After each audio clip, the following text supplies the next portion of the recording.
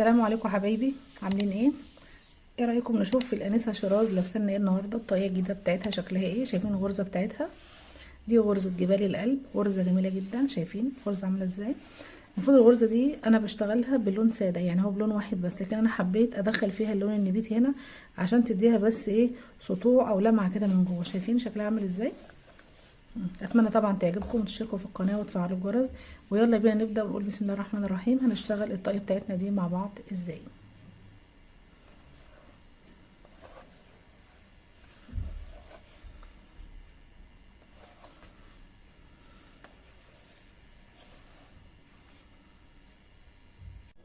السلام عليكم ورحمة الله وبركاته. كل سنة وانتم طيبين يا حبايبي، وبعود الأيام علينا يا رب. رمضان كريم وعيد سعيد عليكم جميعا. بإذن الله اشتغل معاكم النهاردة طاقية العيد، طاقية سهلة وبسيطة خفيفة جدا للمبتدئين. هنشتغلها مع بعض بالألوان دي. هنشتغلها بغرزة جبال القلب. الغرزة دي بتحتاج لون واحد بس، أنا حبيت بس أغير واشتغل لونين اتنين، تدي بس كده إضاءة كده باللون النبيتي من الخلفية. تمام. هنشتغل مع بعض هنا بغرزة القمر بتاع الطاقية، بغرزة نص عمود، غرزة البليسيه. بعد كده نشتغل الغرزة بتاعتنا سهلة قوي. تابعوني كده كملوا الفيديو. هاجي هنا الفتلة دي فتلة لندن حلو قوي، وده خيط الفاشون فتلة الهيمالايا، فتلة ناعمة وجميلة قوي. خلاص، انا هاجي هنا هبتدي القمر بتاع الطاقية بتاعتنا.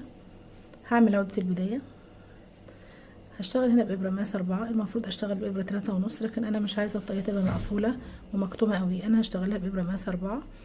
هشتغل 1 2 3 4 5 6 7 8 9 10. ده عرض القمر بتاعنا، وهزود عليه غرزتين 2 ارتفاع اللي هي غرزة نص عمود. تمام. هلف الخيط على الابره وادخل هنا. المفروض انت هنا بتشتغلي في الغرزه الخلفيه. خلاص، ندخل كده ونقلب ونسحب الخيط، يبقى معاك 3 لفات على الابره تطلعي منهم مره واحده. هشتغل هنا في الغرزه الخلفيه، مش هشتغل هنا في على الوش بتاعه الشغل، لا، هنا في الغرزه الخلفيه دي. ادخل كده واسحب معايا 3 لفات اطلع منهم مره واحده. الغرزه اللي بعدها طبيعي مجرد ما بتقلبي الغرز بتلاقي كل الغرز ظهرت قدام منك اهي ورا بعضها. خلاص، خلص الدور كله غرز نص عمود. دي غرزة القمر بتاع البليسيه بتاعتنا، ممكن نشتغلها غرزة حشو، نشتغلها عمود بلفة برضو. انا بحب اوي غرزة نص عمود دي، بحس انها شبه التريكو بالظبط، وزي التريكو شكلها حلو، وغرزة كده بتدي مطة كده وجميل. يعني تعملي القمر على قد راسك، تقفليه تضيقيه شوية علشان الصوف طبعا بيوسع مع الايام مع الغسيل واللبس، فالطاقية بتوسع منك شوية. فانتي هتشتغلي قمر الطاقية ده اقل من الدوران بتاعك حوالي 2 سنتي او 3 سنتي، على حسب انتي بتشوفي بتحبي تلبسي الطاقية ماسكة على راسك ولا بتحبيها مهوية. طبعا دي حاجة ترجع لك انتي. تمام. هسحب هنا كده الخيط دي كده اخر غرزة اهو.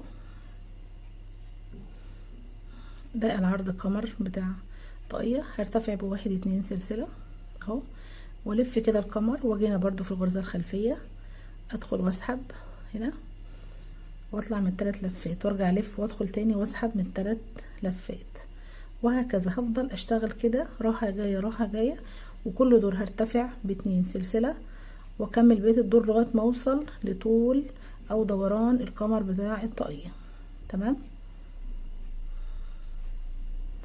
ده شكل الغرزة، طبعا مش هتبان غير لما تخلصي القمر كله ويبان معاكي شكله في النهاية.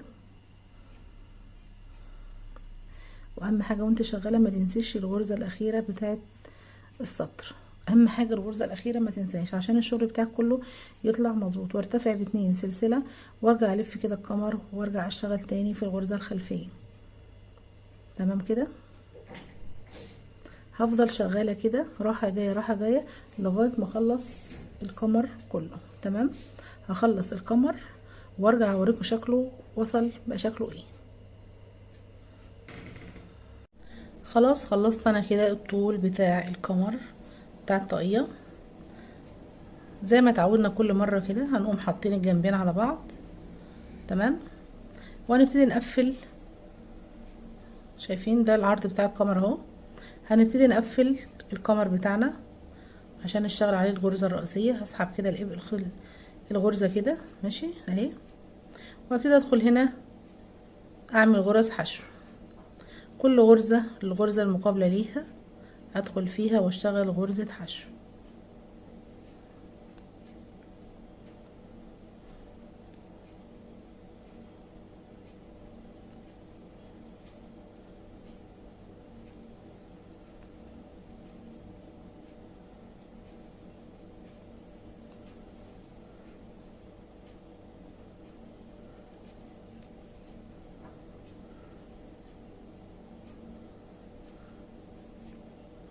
خلاص اهو، هقلب كده. ده القمر. هنبتدي نشتغل الغرزة الرئيسية بتاعتنا. الغرزة الرئيسية دي هتبقى مكونة من سطرين، سطر حشو وسطر غرز عمود. الغرزة دي اسمها غرزة جبال القلب. تمام. هدخل هنا كده اعمل غرزة منزلقة. تمام. هشتغل كده على الطرف ده كله غرز عمود بلف. هرتفع بواحد اتنين. ارتفاعاتي كلها في الطريق هتبقى 2 سلسلة، مش هتبقى 3. تمام. هدخل هنا في نفس المكان واشتغل غرزة عمود بلفة. الغرزة اللي بعدها كده على التوالي غرزة عمود بلفة، وهفضل اشتغل المكان ده كله. كل الغرز اللي بدخل فيها دي اللي هي غرز الارتفاع بتاعتنا اللي كانت في القمر. مش احنا هنا كنا بنرتفع كل سطر 2 سلسلة غرزة نص عمود؟ هندخل هنا في الارتفاعات دي ونشتغل فيها غرز عمود بلف. هنا كده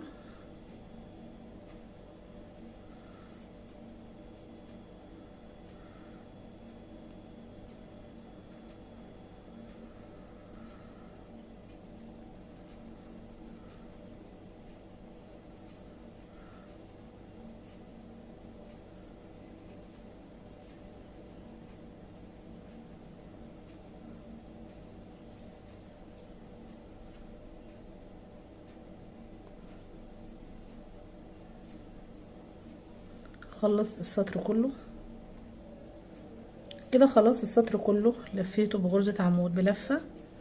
هدخل هنا في اول غرزة وهقفل بغرزة منزلقة، لكن انا مش هقفل باللون ده، انا هقفل باللون النبيتي.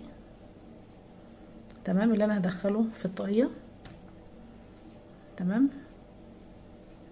هاجي هنا هدخل في الغرزة اللي اسحب منها منزلقة واسحب الخيط كده. خلاص. واشد كده وامن عليه كويس. تمام. وارتفع بواحد سلسلة بس. هشتغل السطر التاني كله غرز حشو. يبقى السطر الاولاني كله غرز عمود بلفة، والسطر التاني كله غرز بحشو وغرز حشو.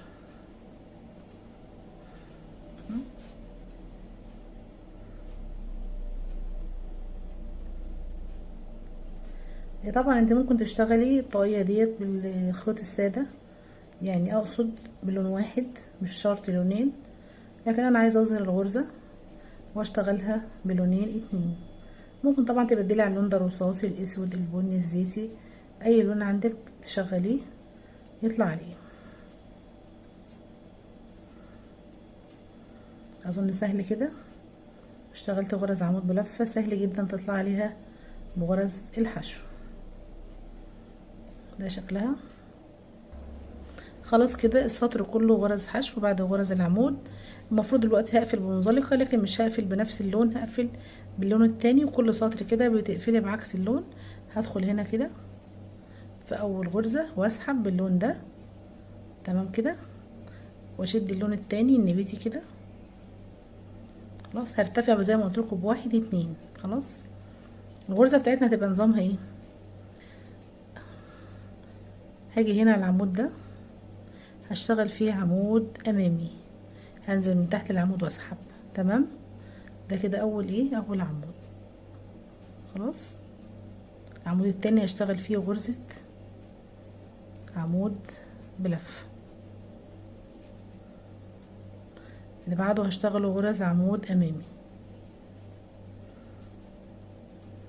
اللي بعده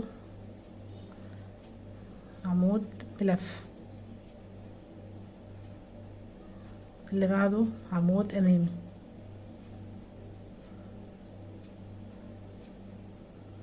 خلاص. هشتغل عمود بلفة واللي بعده عمود امامي. خلاص اهو.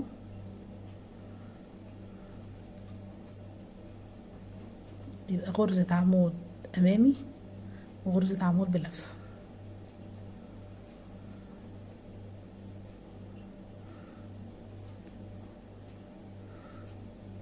مجرد ما اخلص السطر ده اللي هو العمود هشتغل فوقيه سطر غرزة حشو وارجع اشتغل عكس.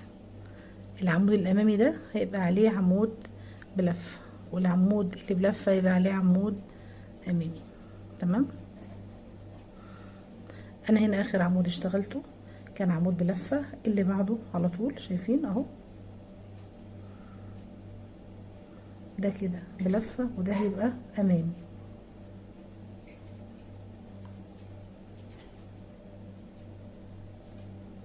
خلاص يبقى ده كده بلفة والتاني امامي لنهاية الدور. طبعا الغرزة مش هتوضح ولا تبان غير لما نخلص السطر ده واللي بعده. يبقى احنا غرزتنا دي مكونة من سطرين، سطر حشو وسطر عمود بلفة. خلاص كده هخلص وارجع لكم. خلاص بعد ما خلصت سطر العمود هدخل هنا واقفل بمنزلقة واسحب اللون التاني. تمام كده واقفل عليه كويس وارتفع بغرزة واحدة اللي هي غرزة الحشو. بعد كده اشتغل كل الغرز دي حشو، كل الغرز دي هتبقى غرز حشو لغاية ما اوصل لنهاية الدور. وبعد كده هعكس، هشتغل على العمود الامامي عمود بلفة من فوق والعمود اللي هو بلفة هشتغل عليه عمود امامي. تمام كده. خلص بقى غرز الحشو دي كده بالترتيب لغاية ما اوصل لنهاية الدور.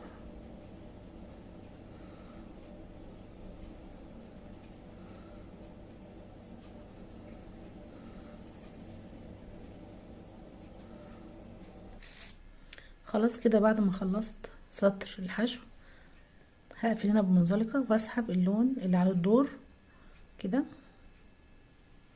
واقفل وارتفع هنا بواحد اتنين. تمام كده. طيب هنا اول غرزة في السطر اللي تحته كانت غرزة عمود امامي، هشتغل انا فوقيها غرزة عمود بلفة. هعكس، هاجي هنا شايفين غرزة العمود بلفة دي هدخل تحتها كده واسحب الخيط واشتغل غرزة عمود امامي. هيقابلني هنا العمود الامامي شايفينه هشتغل عليه غرزة عمود بلفة. يبقى انا كده هشتغل عكس الغرزة اهو. شايفين ده عمود بلفة هدخل تحته واسحب الخيط واشتغل غرزة عمود امامي، وده امامي هشتغل عليه عمود بلفة وهكذا.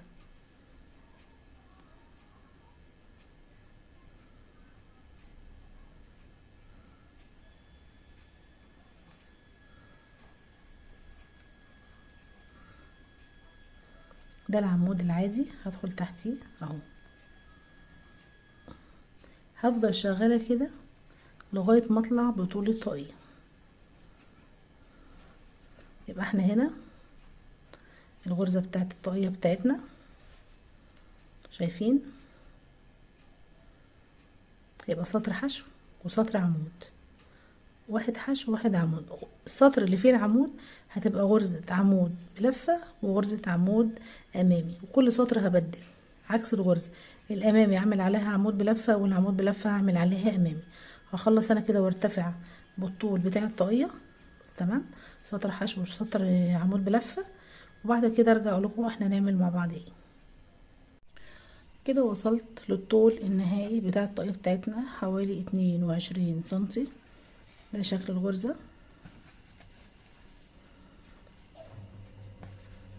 تمام كده. هخلص انا مش عايزه اللون ده خلاص كده.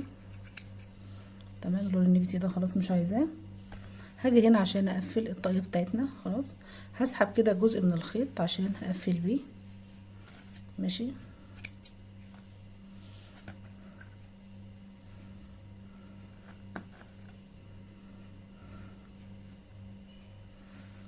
كده خلاص انا كده وصلت للنهاية. هسحب الخيط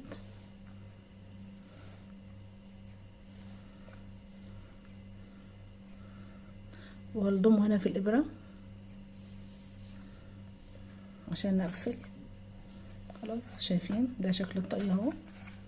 خلاص هبتدي هنا ادخل هنا بين الغرز وبعضها كده، غرز عشوائية شايفين كده، واسحب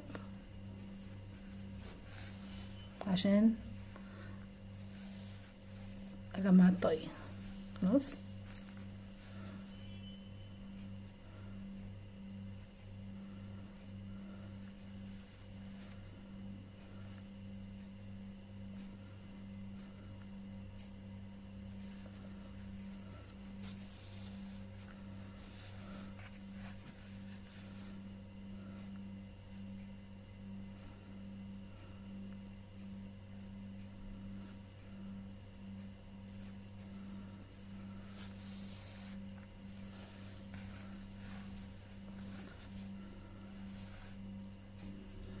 خلاص كده انا قفلت الطاقية من فوق شايفين. هسحب كده الخيط واشده كويس قوي واجمد عليه، وابتدي ادخل هنا بين الغرز وبعضها هنا كده عشان اقفل اي فتحة موجودة فيه. تمام كده، تبقى الطاقية بتاعتنا مقفولة ومتأمن عليها كويس قوي. هاجي هنا في الغرز كده عشوائي. اشتغلنا مع بعض على القناة طقائق كتير جدا، ادخلي اتفرجي عليها وشوفي الموديلات المختلفة والالوان المختلفة.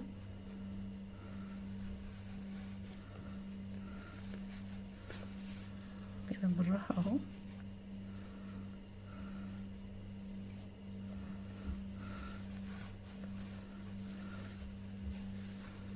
كده الطاقية اتقفلت اهي تقفيلة حلوة. اجي هنا كده في الزوايا في الحتت دي، يبقى انا كده امنت على الطاقية تأمين حلو قوي كده وجمدت عليها شايفين اهو. هدخل هنا كده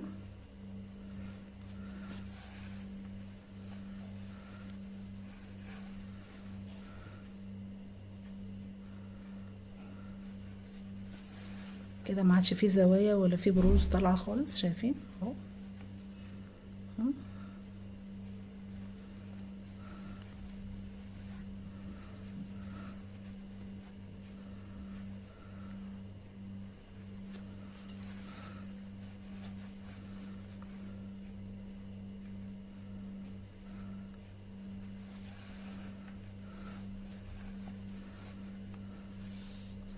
بعد كده هقص كده جزء من الخيط واسحبه من جوه الطاقية واعمل له عقدة واقفله على اساس ان الطاقية شايفين شكلها اهو.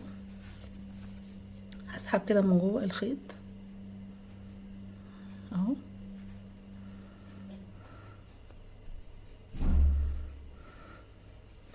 من النص كده وادخل واسحبه.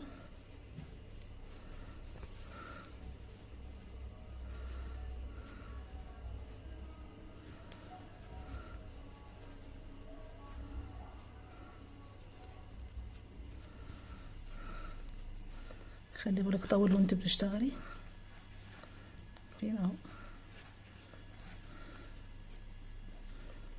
ودي كمان الطرف الاولاني برضو هنسحبه.